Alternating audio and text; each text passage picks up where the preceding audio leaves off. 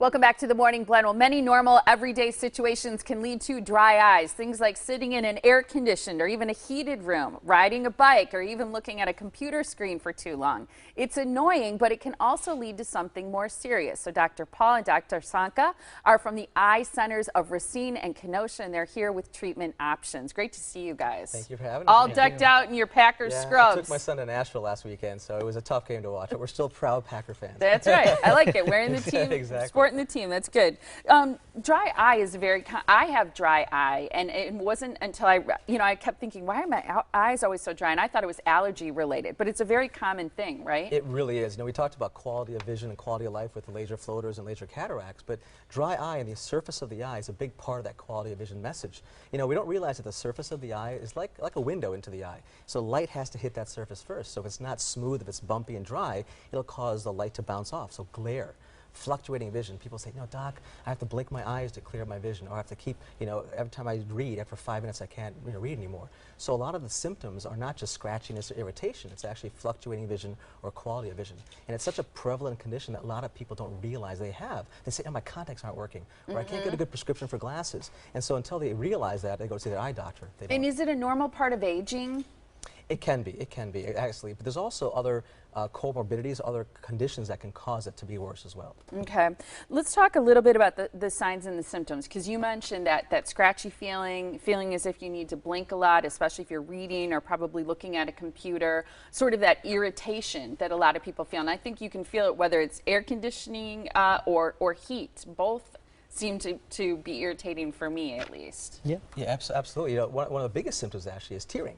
People say, doc, how can I have dry eye if my eyes are always watering? Absolutely. But if you think about any irritation to the eye, right? If you're outside, it's windy out, it'll cause an irritation. If you keep your eyes open and stare for 10 seconds, it's going to water.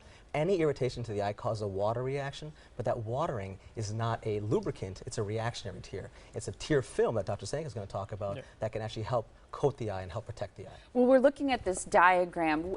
These are the different layers, right? Yeah, so your tears are covering the surface of your eye and lubricating into film, and the film is made up of these layers, and each layer is made by a different gland on the eye. So if there's any dysfunction in any one of those glands, you can lead to dysfunction of the film overall and cause dry eyes. And you can see here when you're blinking, with each blink, the oil which is on the top layer of your tear film is refreshed with each blink, as you can see right there, and it coats the eyeball and provides protection and lubrication, and helps to optimize the quality of vision as well. Okay, and is it over time that those layers almost like wear down?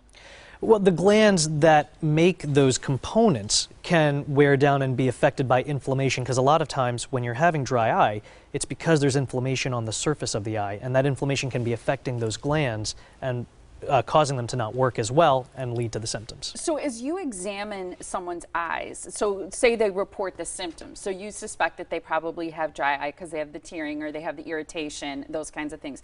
Can you tell by looking at it through an instrument or some type of scope whether or not they have dry eye and whether or not they also have the additional problem of inflammation? Absolutely. I mean, a lot of times you can diagnose somebody with dry eyes based off of their symptoms alone, but you can see actual physical evidence of dry eyes like you can in this picture here. Now, typically you would have a nice, smooth green tinge, but here you can see speckled dots of green all over the surface of the cornea on the eye here, and that's a big indication of severe dry eye in this particular case that needs to be addressed in order to help their symptoms and their quality of vision. So what are some of the treatment options that you like, especially if it's something that you feel is a little more advanced or a little bit more serious? Sure. Well, I think the key is to take care of the underlying problem. So inflammation, as Dr. Sanka mentioned, is a big part of dry eye. So we use a drop, an anti-inflammatory drop a lot of times, a drop called Restasis people have heard of, a new drop called Xiidra has come out. These are all drops that can help calm the inflammation that's going on, kind of stop that cascade of irritation in the eye. There's also other types of tears, lubricants and ointments. There's a way we can keep the tears in the eye longer. We can have devices that can help increase the gland production and open the pores up. So there's a lot of different technologies and tools that we have to diagnose and treat, and a lot of people don't realize that. It's just not just artificial tears over the counter. It's a lot more that we can do depending and tailoring the type of treatment depending on what type of dry eye they have. Because if people are using, because that's what I use, is are drops over the counter. So if you're using those and you're still not maybe getting the relief of symptoms that you might expect, then that's a reason to have your eyes checked and have you look for the inflammation, some of the other problems you mentioned. Exactly. Absolutely. Artificial tears just kind of help, like palliative. They help you feel better, but they don't cure the problem, the underlying problem of what's causing the dry eye. Do the medications that you sometimes recommend cure the problem, or is it something that you have to continue to use? Sometimes they can, but a lot of times it's constant. It's a chronic condition as well. So these drops that calm the inflammation down, if you stop them, sometimes the inflammation will come back again. So you want to have to keep them for at least a long period of time and then decide if you can take them off. And have them rechecked. It's wonderful. Thanks you guys so much. welcome. I know a lot of people have questions about dry eyes. It's important not to ignore dry eye and the symptoms that you're having. You can call the phone number that we're showing you on the screen right now, their office, to set up an appointment for dry eye with any of the doctors there. You can see them listed on the screen. The phone number for that appointment is 262-637-0500, or go to amazingeye.com. That website has more information there. Great to see you guys. Thank you guys. Thank you Thank so you much. so much.